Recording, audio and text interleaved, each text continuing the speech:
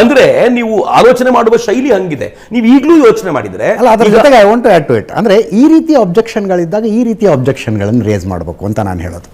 ಈಗ ನಿಮ್ಮದು ಗ್ರಾಮೀಣಾಭಿವೃದ್ಧಿ ಇದೆ, ನೀವು ಜಾಸ್ತಿ ಬಡ್ಡಿ ತಗೋತೀರಿ, ಆ ರೀತಿ ಅಬ್ಜೆಕ್ಷನ್ ಇದ್ರೆ ರೇಸ್ ಮಾಡಿ. ಕಾಲೇಜ್ನಲ್ಲಿ ಫೀಸ್ ಜಾಸ್ತಿ ಇದೆ, ರೇಸ್ ಮಾಡಿ. ರೇಪಿಸ್ಟ್ ಅನ್ನೋದು ಅತ್ಯಾಚಾರ ಮಾಡಿದ್ದೀರಿ, ಕೊಲೆಗಳನ್ನು ಮಾಡಿದ್ದೀರಿ, ಆ ಆರೋಪಗಳನ್ನು ಒಪ್ಕೊಳ್ತೀರಾ ಸರ್? ಆರೋಪಗಳನ್ನು ಒಪ್ಕೊಳ್ಳಿಕ್ಕೆ ಈ ಸಂದರ್ಭದಲ್ಲಿ ಖಂಡಿತವಾಗಿ ಆಗುದಿಲ್ಲ. ಯಾಕೆ ಮಾಸ್ಕ್ ಮ್ಯಾನ್ ಉಲ್ಟಾ ಹೊಡೆದು ಏನಿಲ್ಲ ಸರ್, ಸಾಯೋವರೆಗೂ ಮುಖಕ್ಕೆ ಬಣ್ಣ ಹಚ್ಬೇಕು. ಒಂದು ಯೋಚನೆ 2012 ಆ ಸಂದರ್ಭದಲ್ಲಿ ಆದಂತ ಒಂದು ಸೌಜನ್ಯ ಕೇಸನ್ನು ನೀವು ಮಾತಾಡ್ತಾ ಹೇಳಿದ್ರಿ, ಬನ್ನಿ ಈಗೋಗಿ ನಾವು ಸತ್ಯವನ್ನ ಕೇಳೋಣ ಅಂತ. ಸೊ ನಾವು ಅನನ್ಯ ಭಟ್ ಬಿಡೋಣ, ಸುಜಾತ ಭಟ್ ಬಿಡೋಣ, ಎಲ್ಲರನ್ನೂ ಬಿಡೋಣ, ಸತ್ಯವನ್ನ ಈಗೋಗಿ ಕೇಳೋಣ ಅಂತ ಹೇಳ್ತಿದ್ದೀರಲ್ಲ ಸರ್. 12 ವರ್ಷದ ಹಿಂದೆ ಈ ಮಾತು ಬರ್ಬೋದಿತ್ತಲ್ಲ, ಬನ್ನಿ ನಾವು ಹೋಗಿ ಸತ್ಯವನ್ನ ಕೇಳೋಣ, ಇದೇ ಚಾನಲ್ಗೆ ಬಂದು ಹೇಳ್ಬೋದಿತ್ತು, ಅಥವಾ ಒಂದಿಷ್ಟು ಸಂಘಟನೆ ಮೂಲಕ ಸಾಮಾಜಿಕ ಜಾಲತಾಣಗಳಲ್ಲಿ ಬನ್ನಿ ನಾವು ಹೋಗಿ ಸತ್ಯವನ್ನ ಕೇಳೋಣ. ಏನು ಗೊತ್ತಿದೆ ನಿಮಗೆ ಸೌಜನ್ಯ ಕೇಸಿನ ಬಗ್ಗೆ? ಸರ್,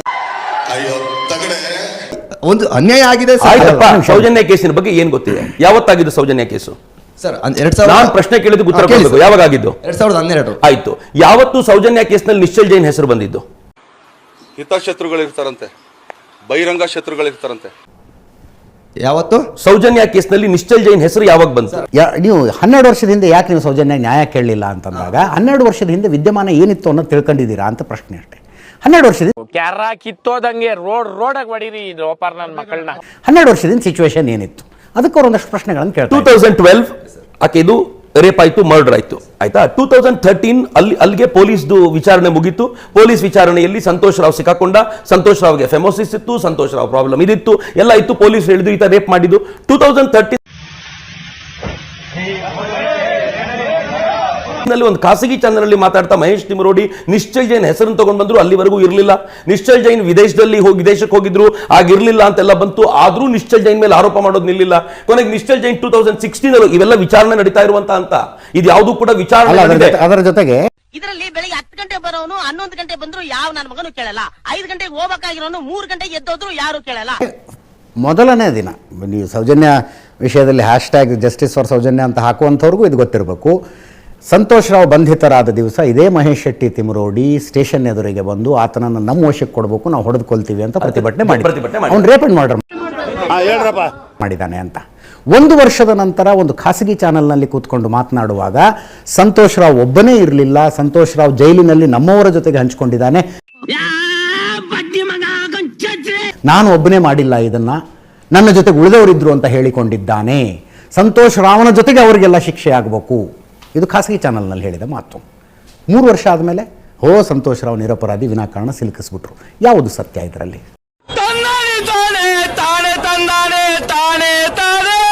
ನಿಮಗೇನನ್ಸುತ್ತೆ? ಯಾವುದು ಸತ್ಯ?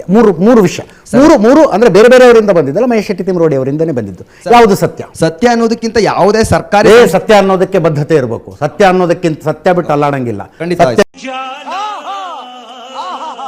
ಬದ್ಧತೆ. ಈ 3 ಪೈಕಿ ಯಾವುದು ಸತ್ಯ? ಸರ್, ಅವ್ರು 3 ಯಾರೇ ಸರ್ಕಾರಿ ಸಂಸ್ಥೆಯಲ್ಲಿ ಅಥವಾ ಸರ್ಕಾರಿ ಸಂಸ್ಥೆಯಿಂದ ನಾವು ಯಾವುದೇ ಒಂದು ನೋಟಿಸ್ ಬಂದಿರೋದಿಲ್ಲ ಇದು ಸತ್ಯ ಇದು ಸುಳ್ಳು ಅಂತ.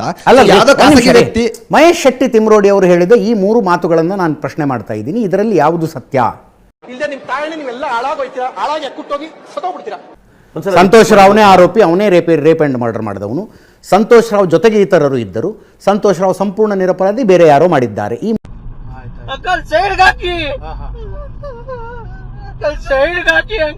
3 ಮಾತುಗಳು ಮಹೇಶ್ ಶೆಟ್ಟಿ ತಿಮರೋಡಿ ಅವರಿಂದ ಬಂದಿದೆ. 3ರಲ್ಲಿ ಯಾವ್ದು ಸತ್ಯ? ಮೂರನೇದು ಸರ್. ಮೂರನೇದು ಯಾಕೆ? ಮೊದಲಿಂದ 2 ಯಾಕೆ ಸುಳ್ಳು?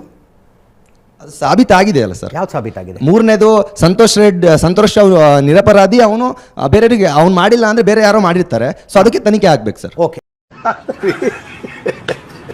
ಇದನ್ನ ಯಾರು ನಮ್ಮ ಗಿರೀಶ್ ಮಟ್ಟಣ್ಣವರ್ ಶಾಸಕರ ಭವನದಲ್ಲಿ ಬಾಂಬ್ ಬಿಟ್ಟ ಆರೋಪ ಬಂತು. ಅರೆಸ್ಟ್ ಆದರು, ಸಸ್ಪೆಂಡ್ ಆದರು, ವಜಾ ಆದರು, ನಿರಪರಾಧಿಗಳಂತೂ ಬಿಡುಗಡೆ ಆಗಿದ್ದಾರೆ. ಅವ್ರು ಇಟ್ಟಿದ್ದಲ್ಲ, ಬೇರೆ ಯಾರು ಇಟ್ಟರಂಗಿದ್ರೆ ಬಾಂಬ್? ತನಿಖೆ ಆಗ್ಬೇಕು ಸರ್.